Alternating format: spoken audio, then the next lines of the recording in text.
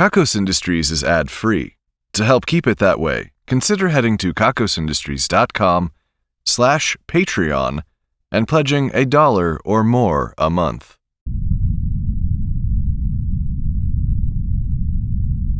What you are about to hear is spoken cursive.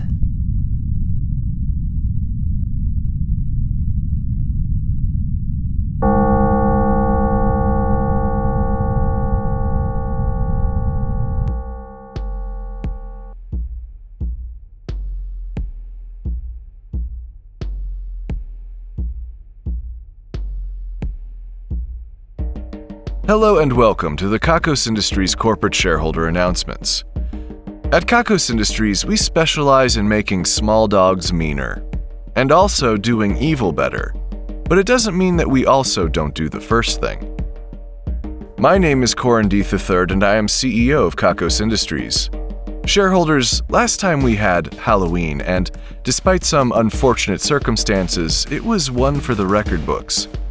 After cleansing myself several times over, I thought, should I let my awful circumstances control me, or should I get back out there and party?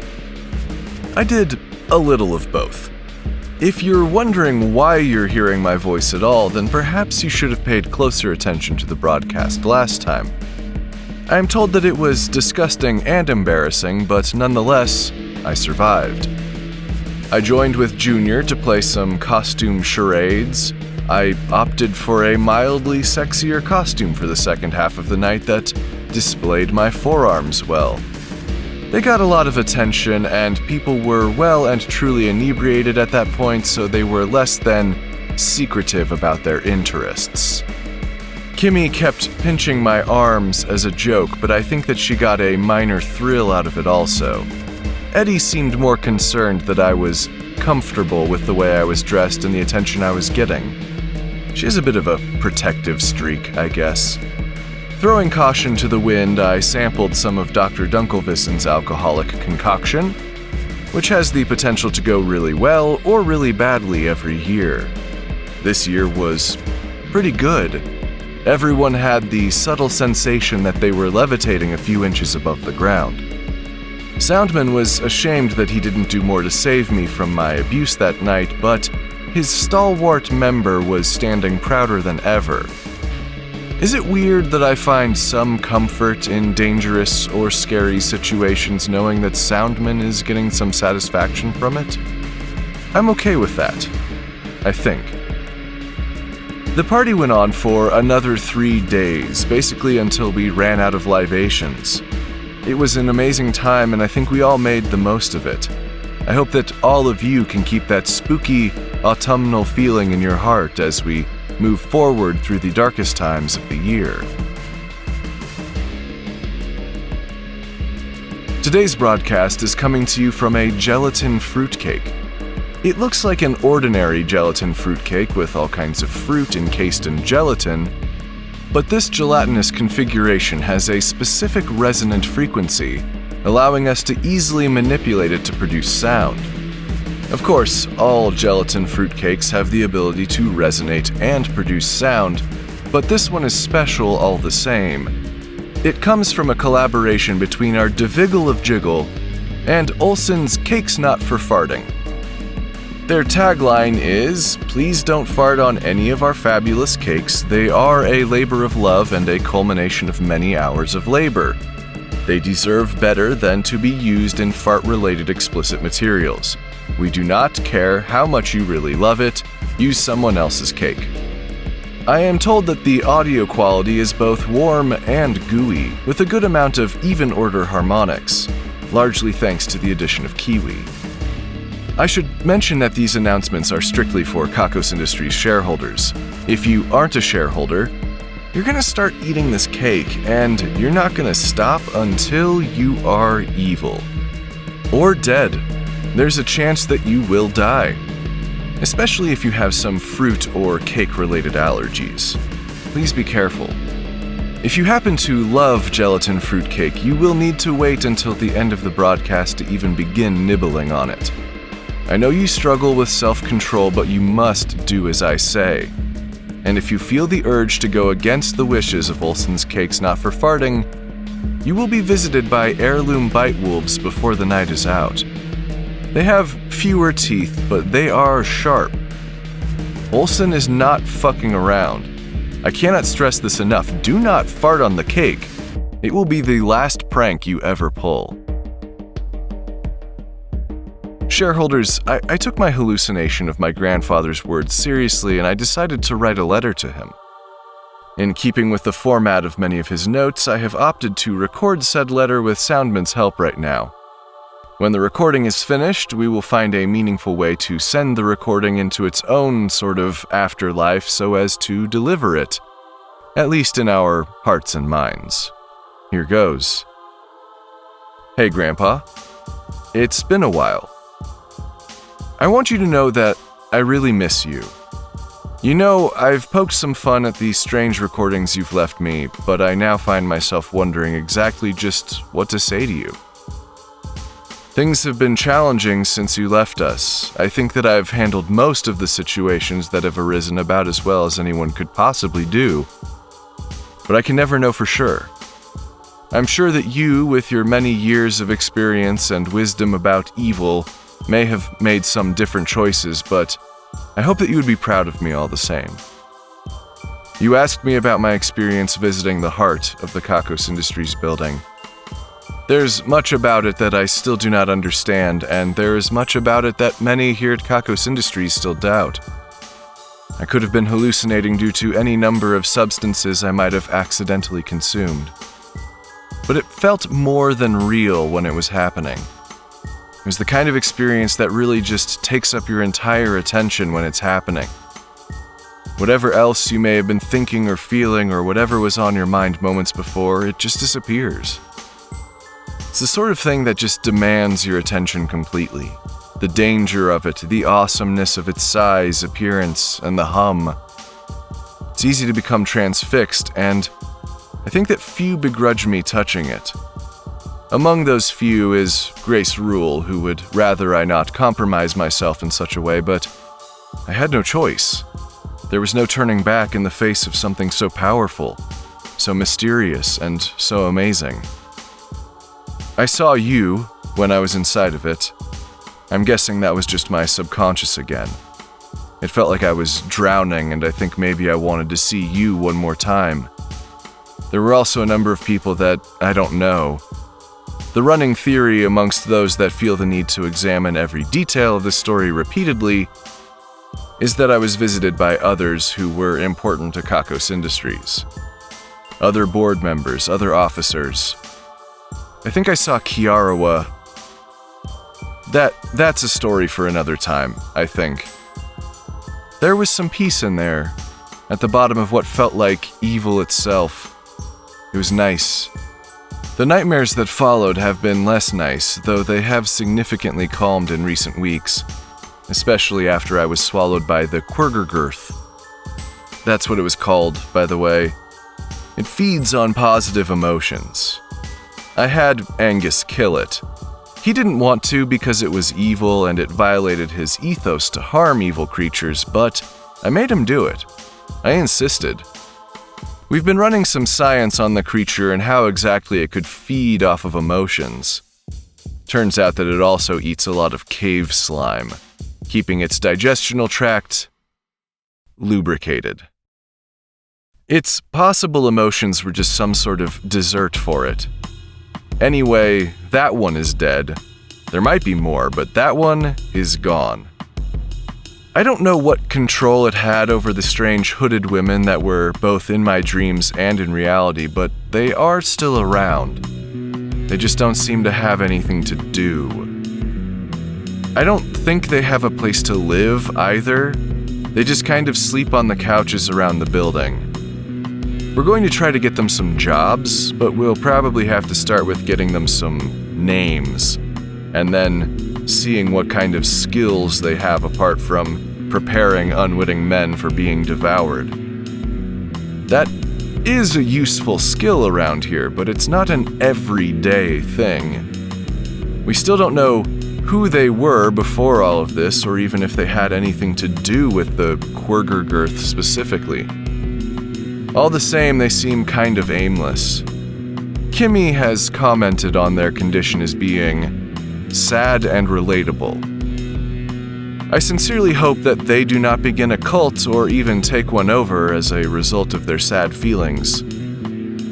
The Tabithas leave food out for them just in case they don't have money for the vending machines. I do not know what the connection is there. My curiosity has been taxed, and now I'm not sure I have it left in me to wonder, at least for now. Anyway, I hope that if you are anywhere, and you almost certainly aren't, that you are at peace. I'll write again soon. It's been kind of cathartic. Love you, Grandpa. You can cut now, Soundman. You even got some news there for all of you shareholders. That's what I call 2 mega ravens with 1 boulder. We can take that memory card that we've recorded and set it on fire. That seems meaningful to me. Well, record it onto one of your shittier memory cards then, Soundman. I'll buy you a new one. We have to destroy it. We have begun the Festival of Anti-Celebration. All of you are anti-celebrating nobly on your own. Anti-celebration has been kind of a thing lately as it is, so I hope that you don't do too much if you're not prepared for it, or of the right mindset. A little bit of celebration, especially celebrating evil, is okay. We also had Black Friday. This year we refused to tell any of you what it is that we were selling, only telling you that it was an insane deal. Many of you lined up for days. You knew that there were supply issues everywhere and that holiday shopping would be complicated to say the least. So you hoped that by lining up here at Kakos Industries, you would have the chance to get something amazing for yourself or for your loved ones. You waited for days until the time came. We opened the door to the storefront on the retail lawn and let all of you inside to experience nothing. It was completely empty. Now, I could say something about lessons learned and about how nothing is actually something when you think about it, or I could make a commentary on how materialism is actually a problem and being happy with what you've got is the solution. So I will. It was all of those things. We knew that there was a chance for some kind of incident if we didn't give you something, though, so everyone got a t-shirt saying that they had waited in line. Those t-shirts have been selling for so much on the internet that they have financed some holiday gifts. I guess it all worked out in the end, but I'm still not sure it was worth it. Coming up, we have the festival that is usually up to you shareholders to pick. In previous years, we had the Chestival and the Nestival. Pretty much anything goes as long as it fits the rhyming scheme. This year, I'm told we will have the Yestival. That's all the information I've been given. What will we be doing? Yes. How do we celebrate? Yes. Will we be getting together or remaining alone? Yes. Will it be fun? Yes. I am choosing to put my faith in the planners and all of you shareholders. Last year we had the Chestival, which was supposedly going to reveal my nature as secretly not so evil. That didn't work out, but obviously the goalposts have been moved. It will be interesting to see how the Yestival gets co-opted for some whack-ass conspiracy. We also have Yule coming up. Those of you who are able will come celebrate with us at Kakos Industries. I have no word on how many Krampuses will be in attendance, but I am honor-bound and contractually obligated to dress as one to punish some of you for your especially heinous misdeeds. High on that list of misdeeds is enjoying being spanked with a bundle of sticks by a CEO in a Krampus costume. There's truly no higher crime. I should mention that this is optional for all of you, but not for me. I know that isolation has probably driven all of you deeper within yourselves and deeper into your fantasies, but please, go easy on me. The line will be long. I have news from the Division of Erotic Experiences. Apparently, advancements with neural networks and artificial intelligence have made manually folding bodies, or using distributed computing power to do so, less valuable. Now, in a matter of hours, Dr. Dunkelvissen and Jasmine Ashna can check to see whether a sexual position works or not, and get a decent idea of whether or not it is most sex. This has dramatically increased the rate of discovery for new positions, but it does make you wonder if they have simply solved the wrong problem. I have seen some photographs of the woman with the incredibly flexible spine, and let me just say for the record that the photographs are not exciting, but mostly horrifying. At least for me. The division of figuring out what all of these keys go to opened a lockbox found in the scorched remains of one of our former satellite locations. The box contained a jar of golden jelly beans. I asked if they were edible. The division said that they didn't know because the jar was still locked. I did not suggest smashing the jar because I know better by now. Maybe we'll find out, maybe we won't. The stone jack-o'-lanterns from Hell have been distributed to important members of Kakos Industries and those that attended the quarterly Hell Arts and Crafts sale. All of the proceeds go to literally anything but the workers. That's how it works. I have one. It's pretty cool. I've got a lightly scented candle in it now. It's keeping the spooky season alive for me. The Division of Kaiju Battle Reenactments rendition of Ragephage vs. Virolector vs. Antikaryote was surprisingly entertaining. There was a bit of controversy, however. Due to some sort of costume malfunction or other issue, the outcome of the fight was not the same as the real event. In the real fight, Ragephage came out on top after consuming the other two. The actor inside of Ragephage's costume must have had an issue of either overheating or tripping on the tail fibers and fell flat and did not get up. This made Antikaryote the unexpected winner. Die-hard fans of the sport have been debating for weeks now whether or not the outcomes of real events can be changed like this during the reenactment. I personally don't see much harm in it as long as the battles are interesting. But it could get out of hand, I suppose. And at some point, they would cease being the Division of Kaiju Battle Reenactment and simply become the Division of Kaiju Battle. But much worse things have happened. Coming up, they have Burstodern versus Mechagodamula. It could go any way. And I am pumped. They say that Evil once let all of the pigs out of the slaughterhouse. That's it. Evil just wanted to create a bunch of porcine anarchy, and it was nuts. This is things we're taking credit for now.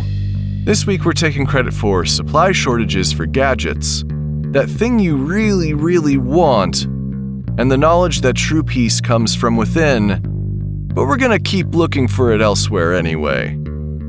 Of course, it's possible that we are not entirely responsible for these global and existential issues, but we are. And you believe us. Otherwise, you're going to have to start eating gelatin fruitcake. Gabby Glazier has won today's Ruin a Life drawing. As a result, Gabby's nemesis will experience a life-ruining turn of events. That nemesis is Slip McRipfist. I didn't even like saying that name. We spun the wheel of misery with a bunch of oomph, and it landed on the space for undateable. That's going to be a rough one. Considering Slip's full name, being dateable may not have been a big concern in the first place, but now Slip will be 35% more undateable. For evil measure, Gabby Glazier will be 5% more dateable, which is probably just enough to start causing problems. Congratulations on the win, and best of luck. That brings us to the end of our broadcast, shareholders. These announcements have been fast. That can definitely happen when you've just had your biggest time of the year. At any rate, you can now snack on the gelatin fruitcake if you would like. Otherwise, throw it away. I will repeat that you cannot fart on this cake.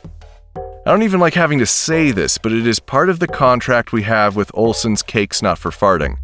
You cannot do it. The heirloom bite wolves will fuck your shit up. This isn't a joke.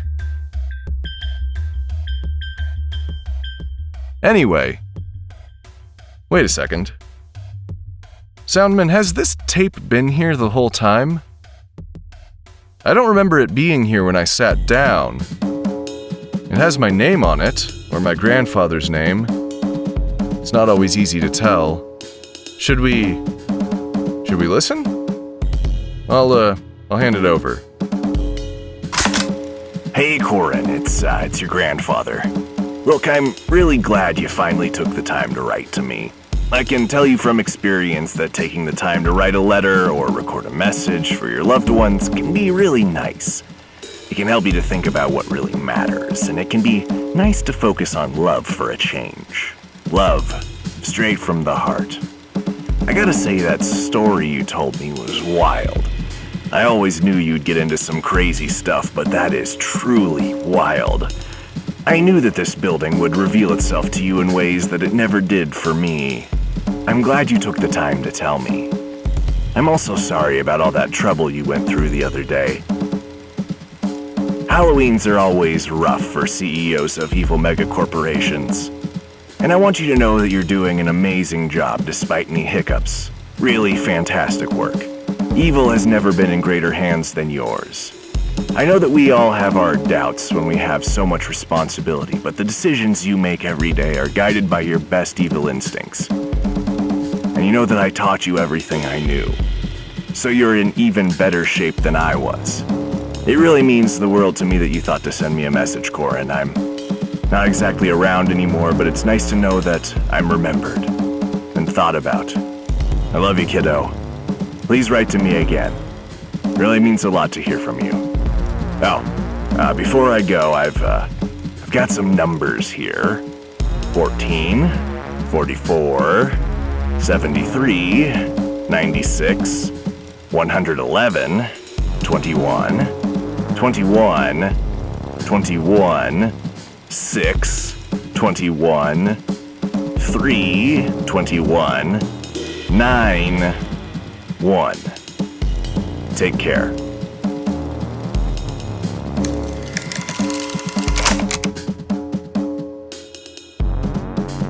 What the fuck? What the fuck just happened? Don't shrug your shoulders at me, Soundman. Look at the fucking numbers. They're the same fucking numbers. What the fuck? Alright. Look, there's a number of plausible explanations for this. I'm not gonna get into them now. It was a coincidence. Who knows how many of these things he recorded, okay? It could have been hundreds. Maybe someone spliced it together out of other messages. Nope, I gotta stop thinking about it. Those were the numbers, shareholders. Until next time.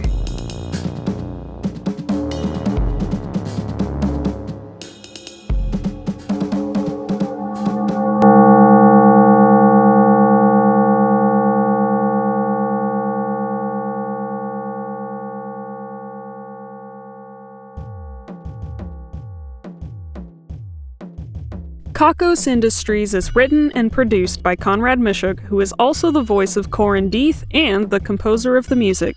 The introductions are read by Ryan Jenkins, and the credits are read by Brianna Kittle, a big lizard with all the powers of a big lizard. Please visit kakosindustries.com for news, extras, and more episodes. There are also transcriptions on the website if you'd like to read along with the Kakos Industries announcements.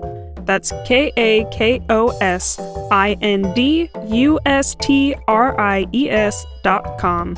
Please visit store.kakosindustries.com for merchandise and special offers, and get wonderful benefits by becoming a subscription donor at kakosindustries.com/Patreon.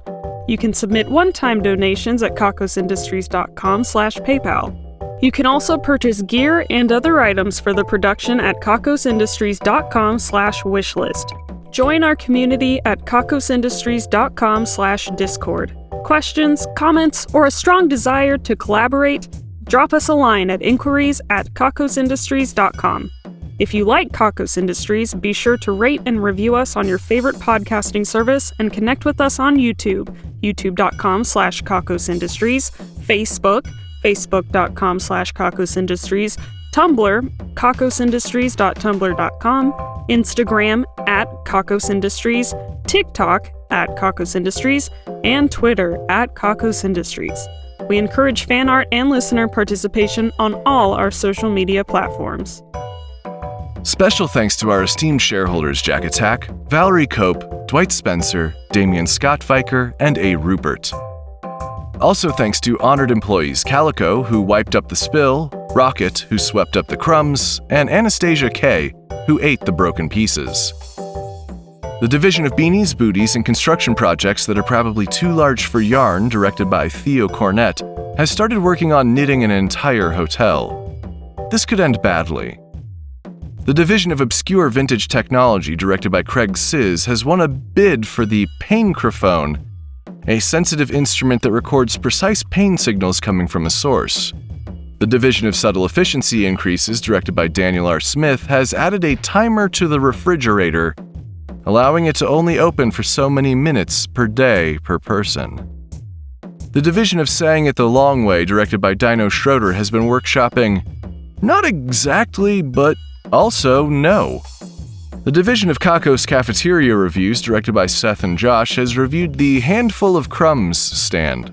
Full of flavor in a compact package, 99 out of 300. The division of Improbable Cookbooks, directed by Hayden Neff, has been working on creating the universe to bake a cake from scratch. That first step is a doozy.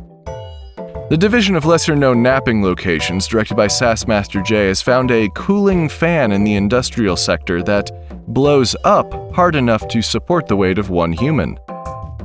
The division of Uneven Surfaces, directed by The Doctor, has been dripping water on the new linoleum. Look, we did the best we could, and it's perfectly fine for most people.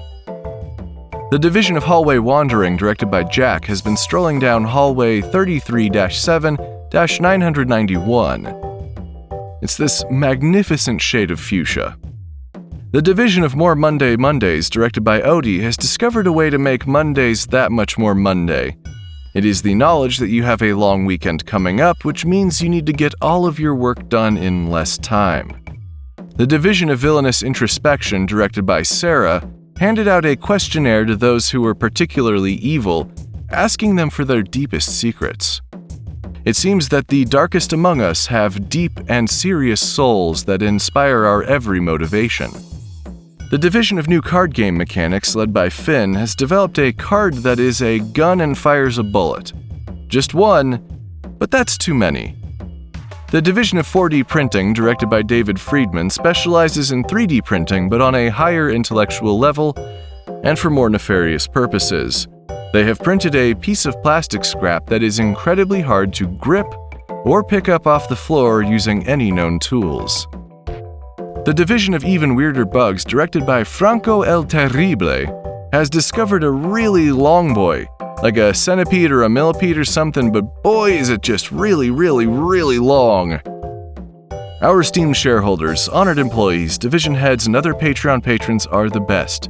If you want a thank you in the credits, your own division, or other great rewards that help to keep this show running, please head to kakosindustries.com/Patreon. That's Patreon, Patreon. Kakos Industries can be dark. Maybe try farming alligators. What could go wrong?